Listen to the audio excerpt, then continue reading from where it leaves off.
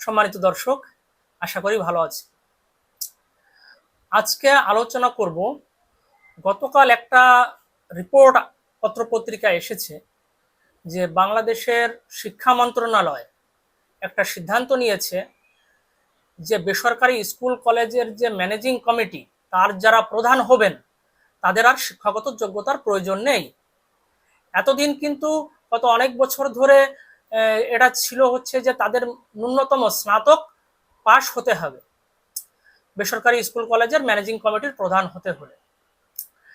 দেখুন, এই সিদ্ধান্তটা আমার ভালো লাগে নাই, কারণ একটা শিক্ষা প্রতিষ্ঠানের যখন ম্যানেজিং কমিটির প্রধান আপনি হবেন, আপনার একটা ন্যূনতম ভালো শিক্ষাগত যোগ্যতা থাকা আবশ্যক। এই নিয়মটা কিন্তু গত সরকার, আমি আওয়ামী লীগ সরকারের কথা বলছি, ওরা অনেক দিন ধরে চালু করেছিল।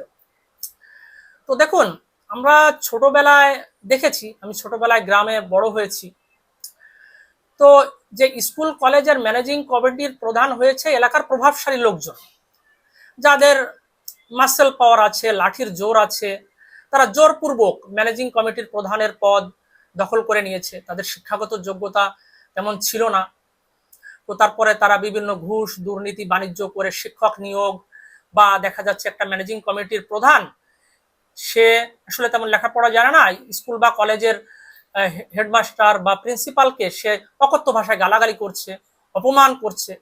এই বিষয়গুলো কিন্তু ঘটেছে প্রচুর, আমরা আমাদের চোখের সামনে এটা দেখেছি।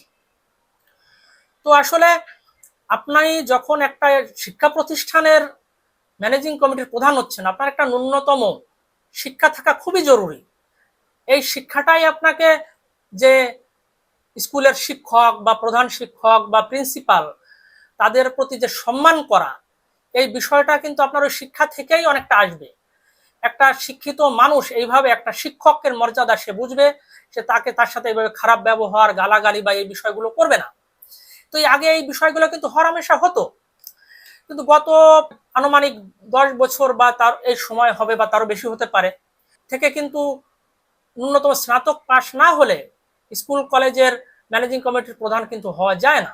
সেক্ষেত্রে দেখা গেছে শিক্ষিত মানুষজন বা এলাকার হয়তো একটা শিক্ষক বা একটা অন্য চাকরিজীবী সেই স্কুল কলেজের ম্যানেজিং কমিটির প্রধান হয়েছে। এতে করে পরিবেশটা অনেক বেটার ছিল। তো আমি জানি না কেন এই সরকার এই সিদ্ধান্ত থেকে সরে আসলো। এখন তো আগের সেই নৈরাজ্য কায়েম হবে, যে অশিক্ষিত লোকজন যাদের মাসেল পাওয়ার আছে তারা স্কুল কলেজগুলো দখল করে নিবে, দখল করে নিয়ে শিক্ষকদের সাথে সবার সাথে বাজে ব্যবহার করবে, ঘুষ বাণিজ্য নৈরাজ্য করে ইচ্ছে মতো টিচার নিয়োগ দেয়া, বিভিন্ন রকমের অভিযোগ তাদের ভিতর আছে। আমরা তো আস্তে আস্তে উন্নত হচ্ছি, তাই না? আমরা তো আদিম যুগে ফিরে যাচ্ছি না। তো এই সরকার কেন এই সিদ্ধান্ত নিয়েছে আমার কাছে মোটেই বোধগম্য নয়। আমার মনে হয় এই সিদ্ধান্তটা পুনর্বিবেচনা করা উচিত, সরকারের এটা থেকে সরে আসা উচিত, কারণ আগের নিয়মটাই ভালো ছিল। এখন এই বিষয়টা নিয়ে অনেক বিতর্ক সমালোচনা অলরেডি শুরু হয়েছে। আশা করি সরকার এই সমালোচনাগুলো আমলে নেবেন, এগুলো যুক্তিগ্রাহ্য সমালোচনা কিন্তু, এবং তাদের অবস্থান থেকে সরে আসবেন। আর একটা বিষয় নিয়ে আলোচনা করতে চাই কিঞ্চিত, যে বর্তমান বিএনপি সরকার এরা একটা কর্মসূচি ঘোষণা করেছিল নির্বাচনকালীন প্রচারণার সময়, যে আমরা ক্ষমতায় গেলে 20,000 কিলোমিটার খাল খনন করব। যাই হোক, 20,000 kilometre it's a huge area. আমি জানি না অত দীর্ঘ এরিয়া খাল খনন করা সম্ভব কিনা, বাংলাদেশে অত খাল করার জায়গা আছে কিনা।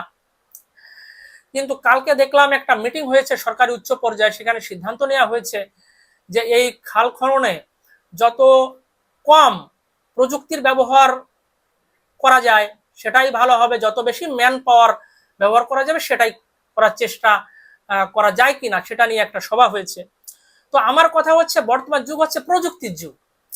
এখন যে দেশ যত বেশি প্রযুক্তি ব্যবহার করছে, যত বেশি প্রযুক্তি আবিষ্কার করছে, সেই দেশ উন্নত। আপনি আশেপাশের দেশে সারা বিশ্বের দিকে তাকান, যেখানে প্রযুক্তির ব্যবহার দিন দিন বাড়ছে, রোবটের ব্যবহার বাড়ছে, মানুষ সামনে এরকমও পরিবেশ হয়তো তৈরি হচ্ছে, মানুষের হয়তো তেমন কাজ করতে হবে না, সপ্তাহে 3 দিন 4 দিন মানুষ কাজ করবে, কাজ করে হয়তো সে পুরো সপ্তাহের বেতনই নেবে, কারণ মানুষের অত কর্মক্ষেত্রে কাজ করার দরকার হবে না, রোবটে সব বা এআই তে সব করে দিবে।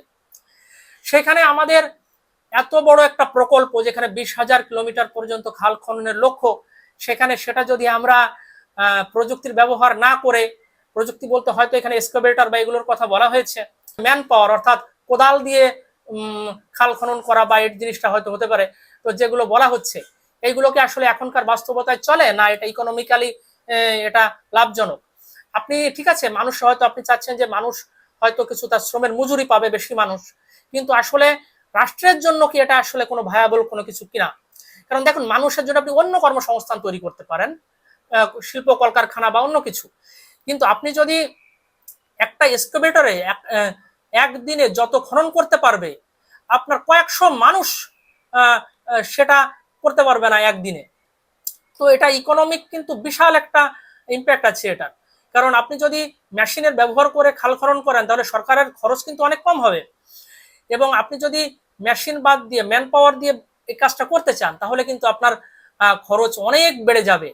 এটা খাল খনন করে আপনি যে আর্থিক সুবিধা বা দেশের জনগণকে দিতে চাচ্ছেন সেটা শেষমেশ অর্জন করা সম্ভব হবে কিনা আমার সন্দেহ আছে। কারণ মানুষের ব্যবহার করে এই কাজ করতে গেলে এত বড় প্রজেক্ট, এত দীর্ঘ খাল খনন প্রক্রিয়া, তো সেক্ষেত্রে আপনার কয়েক বছরে আপনি কতটুকু খাল খনন করতে পারবেন বা কতদূর আগাইতে পারবেন এটা নিয়ে যথেষ্ট সন্দেহ থেকে যায়, এবং সেক্ষেত্রে টাকার ব্যয়ও হবে হিউজ, যে ব্যয়টা ইকোনমির উপরও একটা লোড হিসেবে আসবে কিনা সেটা একটা ব্যাপার। যাই হোক, এটা সম্ভবত আলোচনা পর্যায়ে আছে, এখনো সিদ্ধান্ত গ্রহণ করা হয়নি। তবে আমার মনে হয় প্রযুক্তির ব্যবহার করাই সর্বোত্তম। যে দেশ যত বেশি প্রযুক্তি ব্যবহার করছে, যত বেশি প্রযুক্তি আবিষ্কার করছে, সে দেশ কিন্তু এখন তত আগায় যাচ্ছে। এখনকার যুগে আমি প্রযুক্তি বাদ দিয়ে যে মানুষের হাতে কাজ করবে, এটা আসলে এখনকার আধুনিক যুগে এটা আর চলে না। আমার মনে হয় বর্তমান সরকার একটা ভালো উন্নয়ন বাংলাদেশে করতে তারা আগ্রহী এবং তারা আন্তরিকভাবে চেষ্টা করছে। তো তাদের এই বিষয়গুলো আরো সচেতন হতে হবে, যে আমরা দেশকে প্রযুক্তিটা নিয়ে আমরা এগিয়ে যাব, আমরা নতুন নতুন প্রযুক্তি আবিষ্কার করব, প্রযুক্তির ব্যবহার যত বেশি সম্ভব বাড়াতে হবে, তাহলে না আমাদের কাজটা দ্রুত হবে এবং ইকোনমিক্যালি সেটা সাশ্রয় হবে। তো দর্শক, আজকে আলোচনা এই পর্যন্তই। আপনারা ভালো থাকবেন, সবাইকে ধন্যবাদ।